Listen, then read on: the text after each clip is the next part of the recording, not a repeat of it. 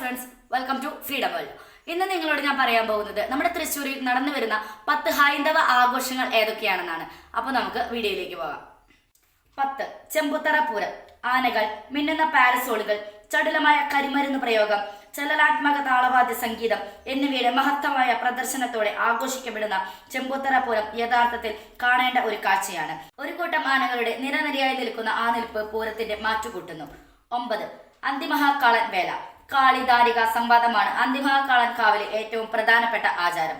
തുടർന്ന് കാളവേല രണ്ടും വാർഷിക ഉത്സവ സീസണിൽ അതിരാവിലെ നടത്തപ്പെടുന്നു.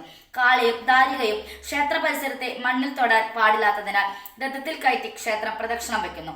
ദാരികയെ കൊന്നതിനു ശേഷമാണ് കലാവേല നടത്തുന്നത്. 8. കുറ്റിയങ്കാവ് പൂരം. തൃശ്ശൂരിലെ അത്താണിയിലാണ് ഈ അമ്പലം സ്ഥിതി ചെയ്യുന്നത്. വെടിക്കെട്ടിന് പേര് കേട്ടതാണ് ഇവിടുത്തെ പൂരം. തിരുത്തിപ്പറമ്പ്, മിണാലൂർ ദേശങ്ങൾ ചേർന്നാണ് ഈ പൂരം നടക്കുന്നത്. ആൽത്തറ മേളം, ചമയ പ്രദർശനം തുടങ്ങി ഇരു ദേശങ്ങളുടെ കാഴ്ചപ്പന്തലുകൾ ക്ഷേത്രം മുൻവശത്ത് ഉയരുമ്പോൾ അത് കാണാൻ ജനങ്ങളുടെ തിരക്കായിരിക്കും. 7. മണലാറുകാവ് പൂരം. വിയ്യൂർ മണലാറിലാണ് ഈ ഭഗവതി ക്ഷേത്രം സ്ഥിതി ചെയ്യുന്നത്. മലയാളം മകരമാസത്തിലെ ഷഷ്ടി ദിനത്തിലാണ് ക്ഷേത്രത്തിലെ വാർഷിക ഉത്സവം.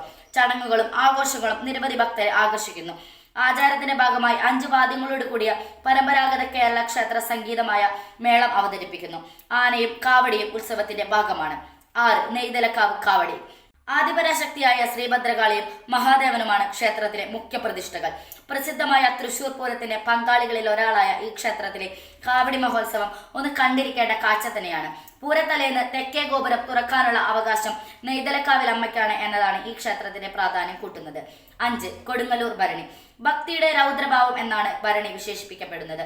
കുംഭമാസത്തിലെ ഭരണി നാൾ മുതൽ മീനമാസത്തിലെ ഭരണി നാൾ വരെയാണ് ഇത് നടക്കുന്നത്. ഈ ദിവസങ്ങളിൽ ക്ഷേത്ര ദർശനം നടത്തുന്നത് ദുരിതമോചനത്തിന് ഉത്തമമെന്ന് ഭക്തർ വിശ്വസിക്കുന്നു.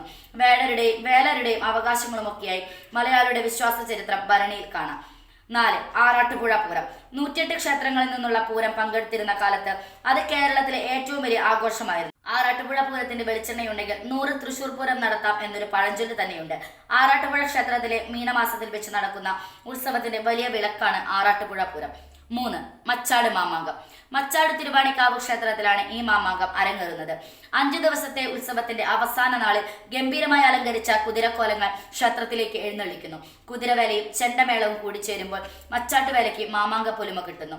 സാധാരണ വേലപ്പൂരങ്ങളിലേതുപോലെ ആന എഴുന്നള്ളിപ്പ് ഇവിടെ ഇല്ല എന്നത് ശ്രദ്ധേയമാണ്.